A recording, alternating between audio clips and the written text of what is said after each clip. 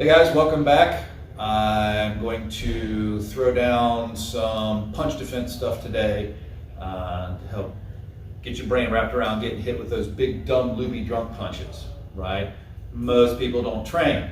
Most people don't know how to throw good straight punches and keep the mechanics tight for the most part. If you're going to get punched, especially in your random bar fights, that kind of stuff, it's going to be from way back here and coming way around.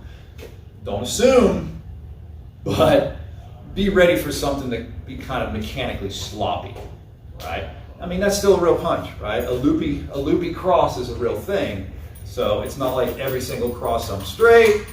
Some of them are going to come like that. So this is a good effective tool for that, okay? So we're going to assume most people are right-handed because most people are right-handed, right? So we tend to train the dominant side a lot more because there's a much higher chance of getting hit from the right side, right? Doesn't mean you forget about the left side, you give up on practicing that, you don't, but this is more likely. So you go with the highest probability to train, okay? So I'm starting my defensive position. Now, I don't want to fight, right? My hands are up close to my head, my elbows are close, you know, and I'm close to where I can cut my head, do all this stuff, parry if I need to, but it's a non-aggressive, non-threatening position. It's not like I'm standing here going, I don't want to fight, right? I'm going, I don't want to fight. Even if you really want to fight, make it look like you don't want to fight, right? We talk about this in my actual classes and workshops a lot about establishing witnesses and other important post-fight considerations. But for right now, here's my posture, okay? So I'm starting with my posture here.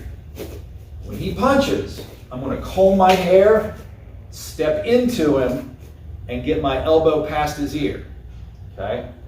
Now that I'm here, I'm going to do a big overhook. Boom, right? Tight to the shoulder, right? If I'm out loose, he's able to pull, twist, turn, and punch me in the face. But if I'm up tight into his shoulder, it's a lot easier for me to protect, okay? Next thing I do, I've got this underhook, this overhook tight. I'm going to turn and bow. I drop my shoulder, roll it downward as I'm taking a swinging step backwards. Here. Now that his head's down, I cover the crown of his head, lock this hand in, and then I start feeding him knees until he hates it and decides to quit. Okay? All right, so one more time from this side, then we'll switch sides. I'm going in, around, down and around. Boom. Locked, knees, knees, knees. Okay? All right. So from the other side, I'm here. Go ahead and use your right hand. I'm going here. Boom. Wrap. Big step and drop. Lock. Smash. Smash. Smash. Then I can start working in throws and things like that. Right? So that's one option off of that, right? You can go underneath and slip through and do a different move, right? We're going to do one more from the big overhook, okay? I get to the same position. I do the same thing. Boom. I come down here. I do my big turn, right? I go down.